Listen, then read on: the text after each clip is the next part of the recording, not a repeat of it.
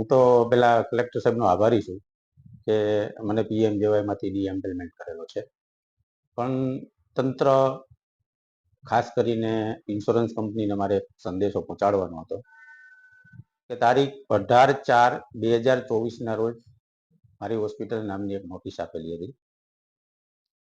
નોટિસમાં એક મુદ્દામાં એવું લખેલું છે કે મેડિકલ ઓફિસર ગેરહાજર હતા, પરંતુ દાવાન સાથે કહું છું કે મારી એક જ એવી હોસ્પિટલ છે કે જ્યાં ડૉક્ટરનું રેસિડેન્ટ હોસ્પિટલ ઇન હાઉસમાં છે, કે જેમનું રહેણાંક જ હોસ્પિટલની અંદર છે.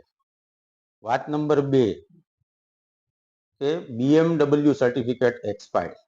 મીટિંગની અંદર મેં ઇન્સ્યોરન્સના અધિકારીઓ જોડે વાત કરી હતી કે ભાઈ BMW સર્ટિફિકેટ એટલે ગુજરાત પોલ્યુશન કંટ્રોલ બોર્ડે આપેલું સર્ટિફિકેટ હોય ને BMW સર્ટિફિકેટ કહેવાય.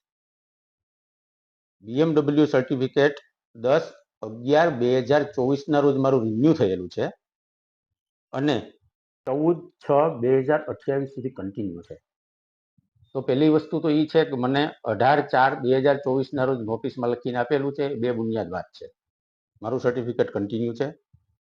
Number 2, fire safety NOC was expired એવું 18/4/2024ની નોટિસમાં લખેલું હતું, પરંતુ મારી ફાયર સેફ્ટી NOC 18/10/11/2024 સુધી કન્ટિન્યુ છે. નોટિસ નંબરમાં 2 મુદ્દાઓ એવા છે જે સરકારશ્રીના કાગળો છે, છતાં પણ ઇન્સ્યોરન્સ વાળા એવું લખીને જાય કે તમારો સર્ટિફિકેટ એક્સપાયર્ડ છે. વાત નંબર 3 આવે છે ડ્રગ લાયસન્સ, જે મેડિકલ સ્ટોરનું ડ્રગ લાયસન્સ હોય. નોટિસમાં એવું લખે છે કે ડ્રગ લાયસન્સ એક્સપાયર્ડ. મારું ડ્રગ લાયસન્સ 2023ના 6ઠા મહિનામાં રિન્યુ થયેલું છે અને જૂન 2028 સુધી મારું લાયસન્સ કન્ટિન્યુ છે. એ સરકારશ્રીના ચોપડે નોંધાયેલી વસ્તુ છે. નંબર 4, નોટિસમાં એવું લખેલું છે કે તમે લેબર રૂમની અંદર પેશન્ટને ઇન્ડોર કરેલું છે, પણ હું તંત્રને જાણ કરવા માંગુ છું કે મારે ત્યાં સ્ત્રીરોગ નિષ્ણાંતની એપોઇન્ટમેન્ટ 9મો મહિનો 2024ના રોજ થયેલી છે, જેની નોંધણી જિલ્લા આરોગ્ય અધિકારીના રજિસ્ટરમાં થયેલી છે. એટલા માટે જે વોર્ડની અંદર લેબરના સાધનો કાઢી અને અમે 2 બેડ રાખી અને દર્દીઓને ઇન્ડોર કરેલા છે, એમાં કોઈ મોટો ગુનો નહીં કરેલો, પણ માનનીય કલેક્ટરશ્રીને ઇન્સ્યોરન્સ કંપનીઓ દ્વારા ખોટી રીતે બ્રીફ કરેલું છે. એ હકીકત વસ્તુ છે. એટલે આવી નોટિસો આપી અને એક પ્રકારનો માનસિક ત્રાસ આપવાની વાત છે.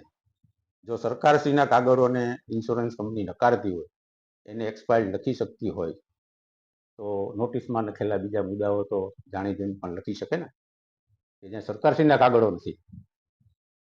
વાત મારે એટલી કહેવાની છે કે અમારી હોસ્પિટલમાં આજ સુધી અમે એક પણ દર્દી પાસેથી 1 પણ રૂપિયો વધારે લીધેલ નથી. એ માનનીય કલેક્ટર સાહેબે ચાલુ મિટિંગમાં જોયેલું છે. માનનીય કલેક્ટર સાહેબ આ વસ્તુથી વાકેફ ના હોય કદાચ, પણ એમને પણ ખબર છે કે જિલ્લાની ઘણી બધી હોસ્પિટલો કે જેમાં અસંખ્ય દર્દીઓ પાસેથી ઉપરથી પૈસા લીધેલા છે. તો દર્દીઓ જોડેની લૂંટફાટ છે એ બેદરકારી છે. જો દર્દીઓ પાસેથી ઉપરથી પૈસા લઈ શકતી હોય ઇન્સ્યોરન્સ હોસ્પિટલો, તો ઉપરથી પૈસા લઈ અને ઇન્સ્યોરન્સ કંપની જોડેની એની સાંઠગાંઠ હોય તો આવી હોસ્પિટલોને નોટિસ નથી આપતા. આ બાબતને લઈ હોસ્પિટલ મેનેજમેન્ટનો સ્ટાફ અને અમારા ડૉક્ટરો વતી અમે એક લેખિતમાં ફરિયાદ પણ કરેલી છે કે ભાઈ આવી ખોટી રીતે નોટિસો આપી સરકારી સર્ટિફિકેટોની અવગણના કરી છે. એ સરકાર જેમને લાયસન્સ આપે છે, એ લાયસન્સને જો ઇન્સ્યોરન્સ કંપની એક્સપાયર્ડ લખી શકતી હોય તો હું એવું કહું છું કે આ કેટલી હદે માનસિક ત્રાસ નહીં. અને મારી હોસ્પિટલ, મારે મહિનાને 15 ઓપરેશન થાય, 15 થી 20 ઓપરેશન. મારે કંઈ બીજી હોસ્પિટલોની જેમ 200-300 ઓપરેશન નથી થતા.